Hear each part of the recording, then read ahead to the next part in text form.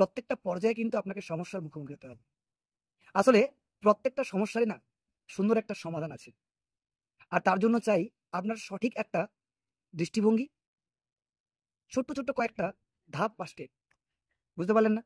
চলুন একেকটা ধাপকে আমি আলোচনা করি। ধরুন আপনি কোনো কাজ করার চিন্তাভাবনা নিয়ে আপনি নেমে পড়লেন। দেখলেন পথ হারিয়ে ফেলেছেন। সলিউশন কি? ১ম সলিউশন হচ্ছে সেই পথটাকে সুন্দরভাবে খুঁজে বের করা। তার মানে আপনি হারিয়ে ফেললেন, সেখান থেকে যেটা অর্জন করলেন বা সমাধান পেলেন সেটা হচ্ছে শিক্ষা বা শেখা। সেই হারিয়ে ফেলা থেকে যে শিক্ষাটা নিয়েছেন বা যে শেখাটা শিখেছেন সেটাকে আপনি এবারে কন্টিনিউয়াস করুন। আবার সেই কাজে নেমে পড়ুন।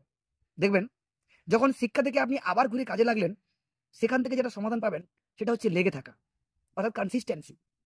যখন আপনি লেগে থাকবেন না, তখন আপনি মনে রাখবেন আবারও একটা নতুন পথের সন্ধান পাবেন।